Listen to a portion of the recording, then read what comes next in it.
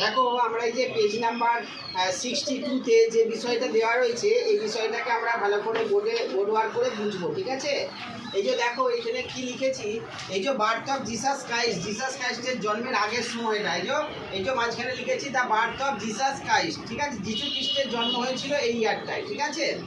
তার আগের সময়টাকে বলা হয় কি বিসি, মানে হচ্ছে বিফোর ক্রাইস্ট। তার জন্মের আগের সময়টাকে আরেকটা নামে ডাকা হয় বা বলা হয়, আর একটা হচ্ছে বিসিই, মানে হচ্ছে বিফোর কমন এরা, ঠিক আছে, বিফোর কমন এরা।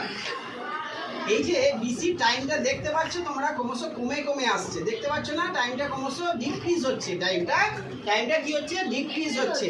তার মানে এটা ব্যাকওয়ার্ড যাচ্ছে, টাইমটা ব্যাকওয়ার্ডে আসছে, পিছিয়ে আসছে, ঠিক আছে।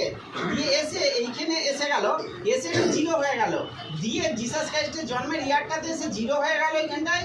দিয়ে কাউন্টিংটা তার পরের বছর থেকে আবার 1 থেকে স্টার্ট হলো, ঠিক আছে। এই 1 থেকে যা স্টার্ট হলো জিসাস ক্রাইস্টের জন্মের পরের 1 বছর কমপ্লিট হতে না হতে ইয়ারটা 1 AD স্টার্ট হয়ে গেল, বোঝা গেল।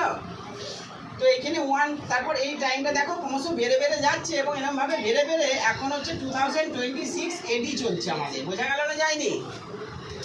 2026 AD চলছে, তার মানে এডির টাইমটা কিন্তু ফরওয়ার্ড হচ্ছে, মানে বেড়ে যাচ্ছে, ঠিক আছে।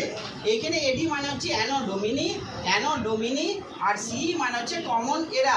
এই কমন এরা, এই এডি আর সি, এই দুটো টার্মই কিন্তু এই জিসাস ক্রাইস্টের জন্মের পরের সময়টাকে ধরা হয়, এবং তার জন্ম যে বছরটা হয়েছে তারপরে যে 1 বছর কমপ্লিট হলো তার, সেই বছর থেকে 1 AD কাউন্ট হতে শুরু করেছে, বোঝা গেল।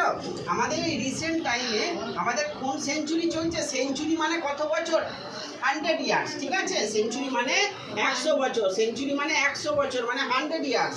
তাহলে আমাদের এখন কত সেঞ্চুরি চলছে, 21st সেঞ্চুরি, ঠিক আছে।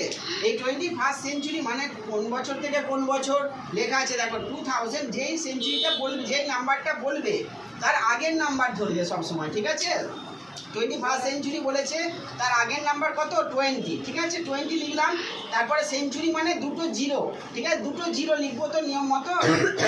জিরো থেকে কখনো কাউন্টিং শুরু হয় না, এখানে দেখো কাউন্টিংটা কি জিরো থেকে শুরু হয়েছে, হয়নি, একবারে 1 BC থেকে সোজাসুজি 1 AD-তে চলে এসেছে, কোথাও জিরোর কোনো অস্তিত্ব এখানে দেখতে পাবে না, ঠিক আছে।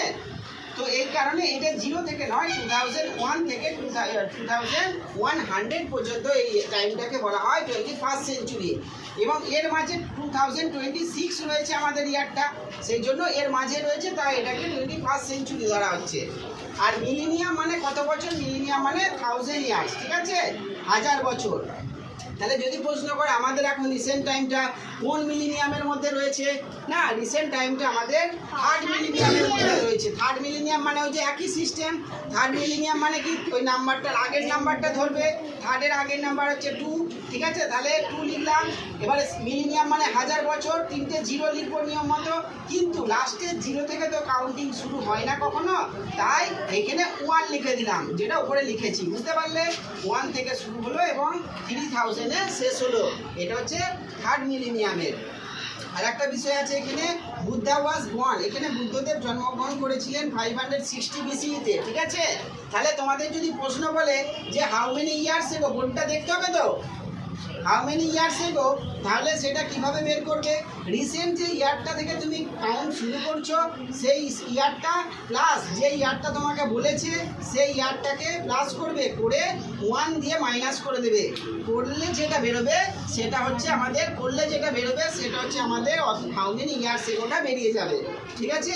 এই বিষয়টা তোমাদের জানার ছিল।